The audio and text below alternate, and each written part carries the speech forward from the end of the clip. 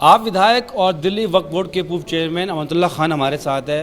अमन जी, आज सदन में पेश हो गया, चर्चा हो रही है और पास भी होने की तैयारी हो रही है, तो इस पर आपका क्या रुख है वक्फ बोर्ड बिल को लेकर?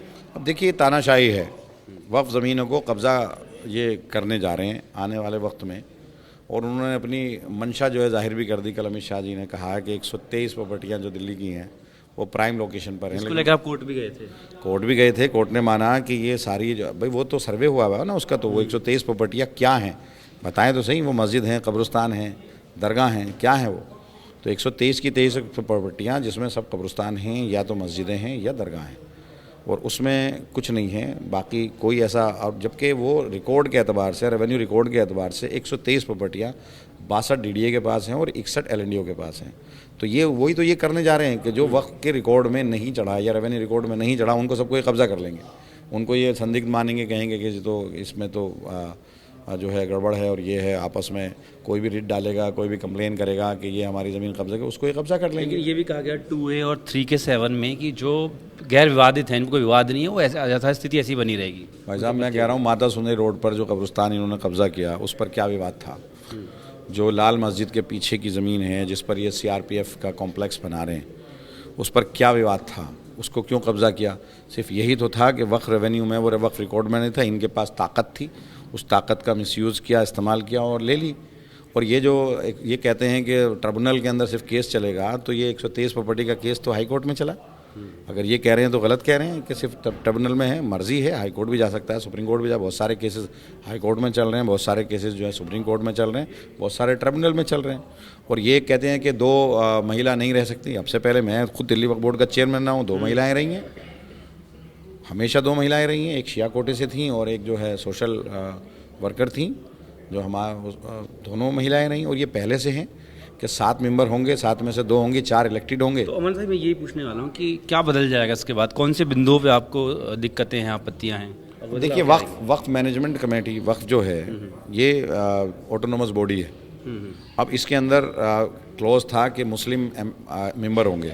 जैसे 7 मेंबर का है कि एक मुस्लिम एमएलए, अगर एमएलए हैं तो मुस्लिम एमएलए, एमपी है तो मुस्लिम एमपी, सरकारी अफसर है तो मुस्लिम सरकारी अफसर, मुतवल्ली मुस्लिम मुतवल्ली, और जो सोशल वर्कर है वो मुस्लिम है, एक सुन्नी आलिम, एक शिया आलिम।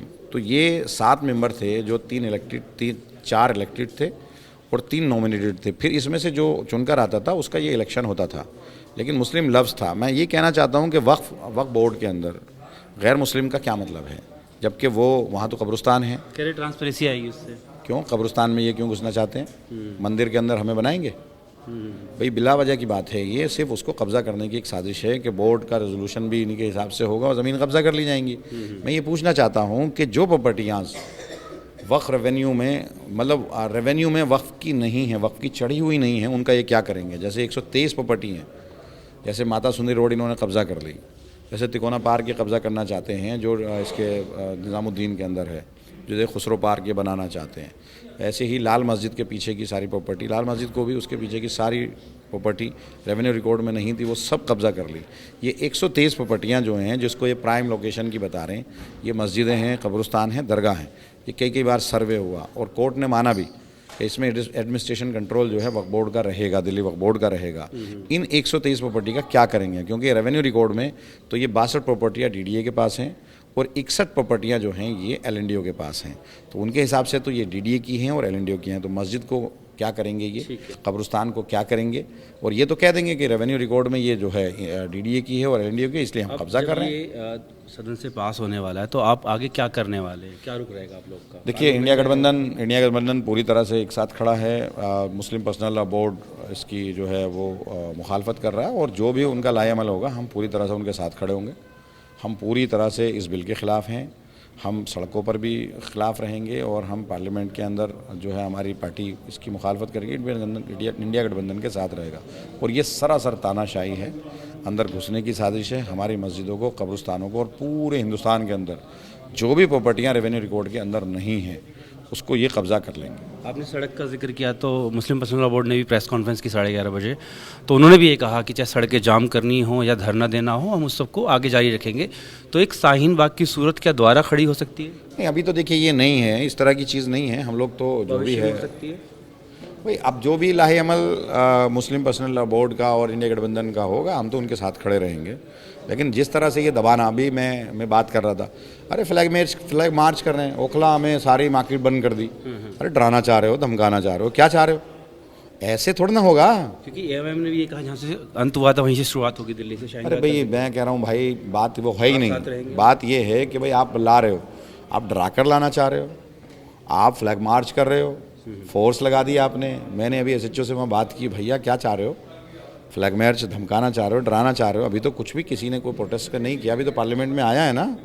जब प्रोटेस्ट की शक्ल आएगी तो देखेंगे उसमें क्या करना है। लेकिन हम कानून व्यवस्था को नहीं तोड़ेंगे, मुल्क के माहौल को नहीं बिगाड़ेंगे। मतलब कोशिश करेंगे कि दोबारा शाहीन बाग ना बैठे। पीसफुल तरीके से प्रोटेस्ट को किया जाएगा, जैसे भी लाहे अमल तय होता है, जो भी इनका मुस्लिम पर्सनल लॉ बोर्ड तय करेगा या इंडिया गठबंधन तय करेगा, तमाम पार्टीज की मीटिंग एक साथ सब है, और उसको हम लोग पूरी तरह से उस पर अमल करेंगे।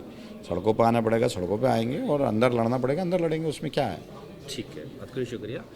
तो साफ तौर पर कहना है कि इसका विरोध करेंगे, चाहे सड़क पे आना पड़े, जो भी रास्ता होगा उसको अख्तियार किया जाएगा। लेकिन फ़िलहाल साफ तौर पर कह रहे हैं कि ये बिल लाना है एक तरीके की तानाशाही है। वीडियो जर्नलिस्ट राजू यादव के साथ जितेंद्र भाटी, टीवी 9 भतश, दिल्ली।